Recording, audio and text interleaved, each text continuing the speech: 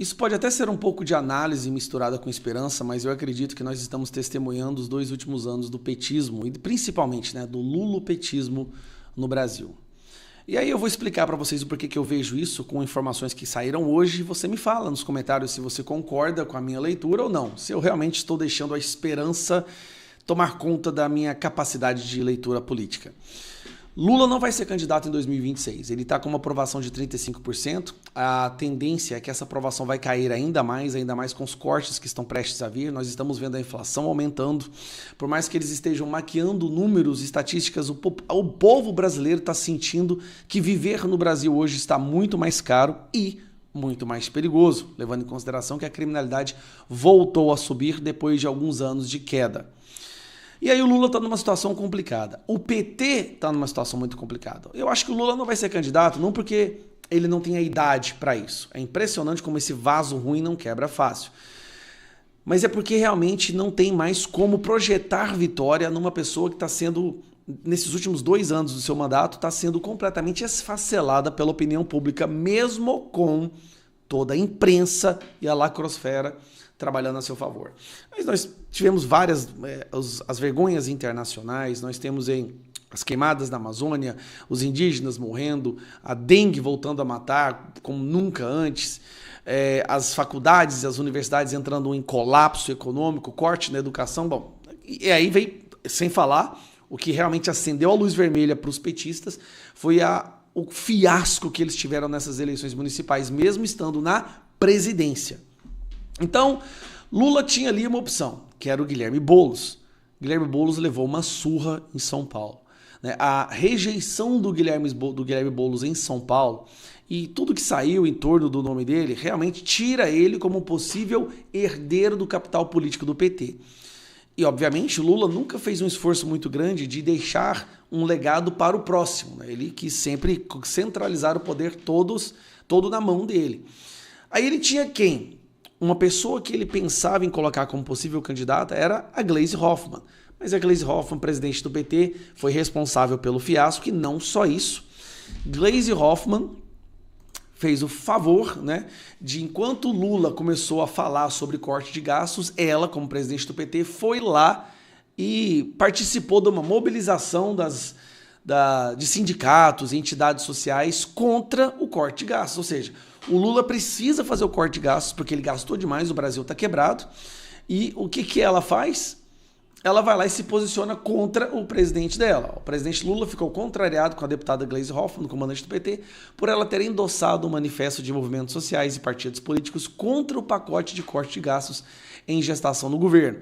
A reclamação se deu mais pela forma do que pelo conteúdo. Lula e Gleisi sempre fazem ressalvas a propostas de ajuste, alegando que são fruto de pressão do mercado e podem comprometer programas sociais e investimentos políticos. Há um alinhamento de pensamento neles.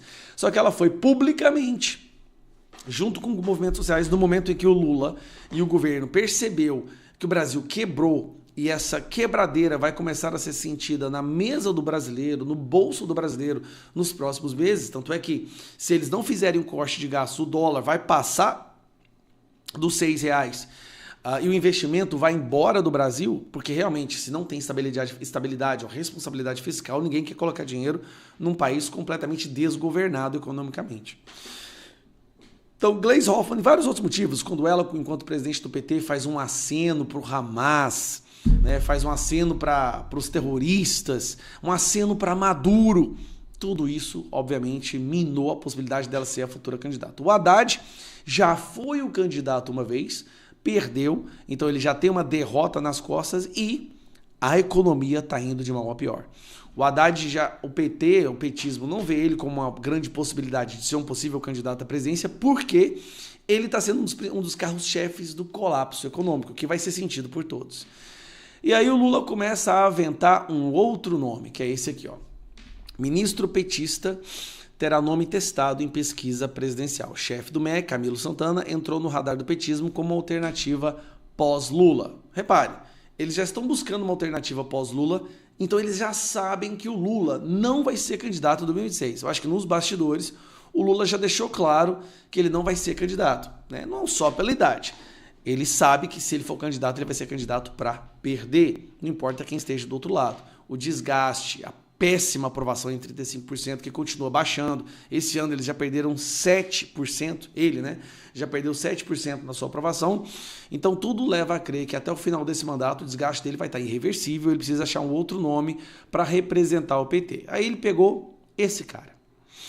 Camilo Santana é hoje o ministro da Educação. A educação que não está pagando, que não está passando dinheiro para as faculdades, a educação que a Universidade Federal do Rio de Janeiro teve a luz cortada e várias outras universidades do Brasil entraram em greve ao longo desse ano, greves de 4 meses, porque não recebiam os fundos, porque os professores não tiveram reajustes. O ministro da Educação que teve greve dos professores por questão de reajuste e responsável pelo Enem mais ideológico da história. Esse Enem, que foi aplicado esse ano, algumas semanas atrás, é um dos, se não o mais ideológico da história. Camilo Santana, que tem sido um verdadeiro e completo desastre na educação. Tanto é que hoje eu volto a dizer que é muito mais seguro você educar o seu filho em casa, com o que você sabe, do que colocar ele numa sala de aula no sistema de ensino brasileiro e receber de lá um militante cheio de ódio, que te odeia e quer a sua destruição. Então, ele escolheu, do ponto de vista ideológico, esse é o melhor candidato. É aquele que carrega mesmo toda a podridão da ideologia no seu coração e está aplicando essa podridão, inclusive, nas crianças e nos jovens do nosso país. Um verdadeiro colapso, né? Então aqui diz a matéria. Chefe do MEC, o petista Camilo Santana será incluído na próxima pesquisa presidencial de um grande instituto. A pedido do petismo, o nome do ministro será testado como alternativa ao lado de outro quadro do partido. O chefe da Fazenda é Fernando Haddad. Mas eu volto a dizer, o Fernando Haddad realmente não tem chance. O nome dele já está muito desgastado. Pior prefeito de São Paulo e já tinha sido derrotado por Bolsonaro. Na avaliação de interlocutores do Planalto, Haddad ainda segue como principal nome do governo para o governo ocupar o lugar de Lula, caso o presidente não dispute a reeleição, mas tem sofrido desgastes por causa da disputa política no petismo em torno do corte de gastos. E tem essa, né? Como ele se viu obrigado agora a cortar os gastos, o petismo, que não aceita corte de gastos, querem mamar na teta do governo, não estão gostando. Santana não faz uma gestão brilhante na educação, mas tem ativos a somar com os programas bancados por um dos maiores orçamentos da esplanada. Apesar desse movimento, Lula segue como principal nome para disputar 2026. Na edição de Veja, que está nas bancas, um dos seus principais conselheiros, o prefeito de Araraquara, Edinho Silva, que perdeu, fala do assunto nas páginas amarelas. O editor, Ricardo Ferraz, autor da entrevista, pergunta a Silva se há alguma chance de Lula não concorrer à eleição em 2026. Ele tem todo o direito de fazer isso.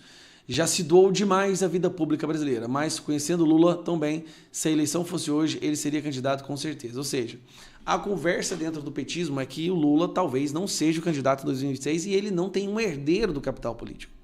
O contrário da direita, que Bolsonaro fez questão de levantar e construir vários herdeiros. O Bolsonaro fez questão de projetar a sua notoriedade, a sua luz, a sua fama para várias pessoas, para que essas pessoas possam futuramente ocupando o lugar que ele está hoje. Um caso bem óbvio é o Tarcísio, em São Paulo, que foi uma pessoa que o Bolsonaro ajudou a levantar. Então, nós estamos testemunhando o fim do petismo no Brasil. E qualquer que seja o candidato que o PT escolheu colocar em 2026, nós vamos chegar lá com um governo tão desgastado, uma economia tão enfraquecida, a população brasileira sentindo no bolso o peso de fazer o L, que eu tenho certeza que nós vamos voltar por um poder, se Deus quiser, com Bolsonaro e parceria com os Estados Unidos. Um abraço.